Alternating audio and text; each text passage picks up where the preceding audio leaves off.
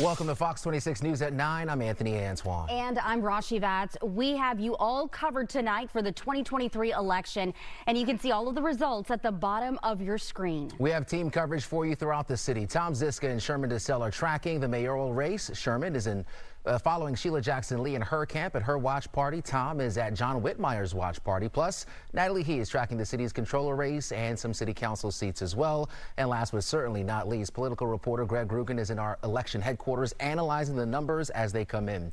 So let's get to those numbers here. We're going to start with the Houston mayoral race. You see right there on your screen, the numbers pretty holding steady here for quite some time since those polls closed at 7, and we got the first dump of numbers. John Whitmire leading now at 43% of the vote. Sheila Jackson Lee in a close second at 37%, and that is what the polling numbers initially reported, and that's what we continue to see here tonight. That's right, and Fox 26's Sherman DeSalle is now live in downtown Houston, where Congresswoman Sheila Jackson Lee is watching the numbers roll in just as we are. Sherman, so what can we expect to hear from Jackson Lee tonight? Have you heard from anyone?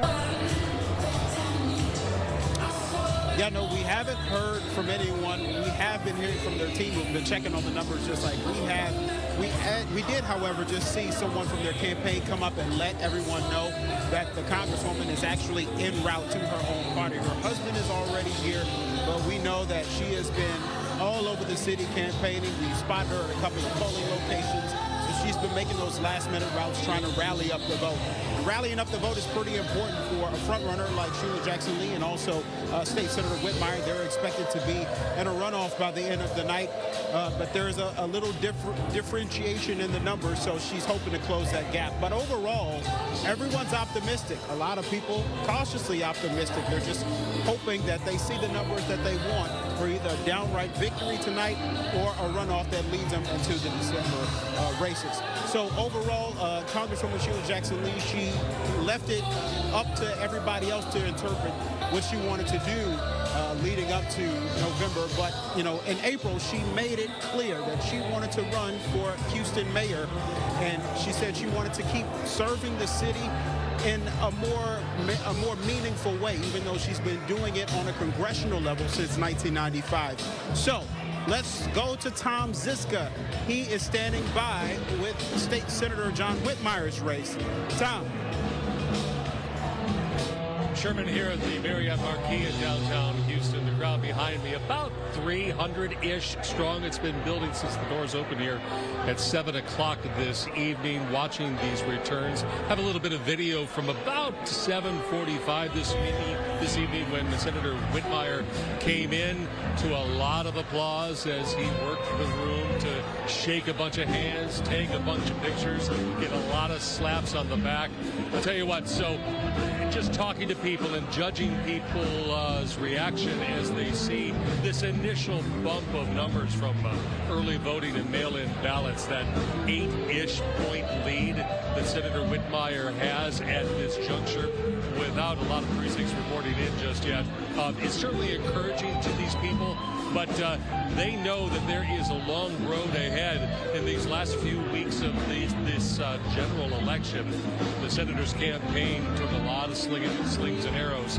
At least 4 different campaigns unleashed negative campaigns against John Whitmire. At this early juncture, it does not appear to have had any lasting impact. Of course, a lot of votes yet to be counted here, and everyone here expects, as Sherman noted, that there will be a runoff between Senator Whitmire and very likely Congresswoman Sheila Jackson Lee. We are expected the senator to speak at the top of the hour, 10 o'clock. When that happens, we will bring it to you. For now, we are live downtown. Tom Ziska, Fox 26 News. Back to the studio. All right, Tom, thank you so much. And let's take a look at the race for Houston's next financial watchdog, the city comptroller. Right now, we're taking a look at the results, and it looks like 48% where Chris Hollins is taking the lead there, and we'll be keeping you posted on everything that happens in terms of the city comptroller. And we do know that Fox 26's Natalie He as at Hollins watch party near downtown right now. So what's going on? What's the mood like? Well, Rashi, right now it's a packed house here at Chapman and Kirby in Houston's East downtown neighborhood. All this right here in support of Chris Hollins. So Chris Hollins tonight is inching toward a win for city comptroller at 47.8% of those early voting numbers going for him. Right now he is a strong lead against his opponents, Dave Martin and Orlando Sanchez. Hollins could possibly escape going to a runoff altogether if he continues to hold on to this lead. Now, Hollins is a former Harris County elections chief. He rose to popularity for expanding voting access during the COVID-19 pandemic, and he also threw his name in briefly for the Houston mayoral race, but he dropped that bid to run for city controller, and tonight that may have been proved to be a good move for him. We're still in for probably a long night, but we're excited that so many Houstonians have put their faith in us and given us their vote to be their next city controller. Folks want to see a new brand of leadership, and that's what we're going to bring to City Hall. I'm looking forward to serving, but we may have some work ahead.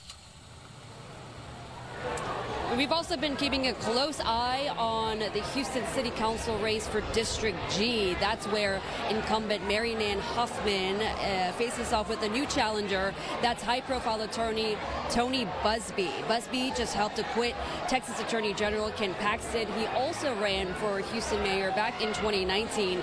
He lost that race, and tonight his chances of entering the Houston political sphere might not come to fruition. If you take a look here at the early voting results, it shows that Huffman is leading by more than 50% of the vote. If she can actually hang on to that lead, she may win this race without having to go to a runoff against Busby. Now, right now, it's a little past 9 o'clock. It's still relatively early. We're still waiting for those numbers to roll in, but right now we're keeping a close eye on those races right here for City Council District G. We'll keep you posted as soon as we learn anything else that's new.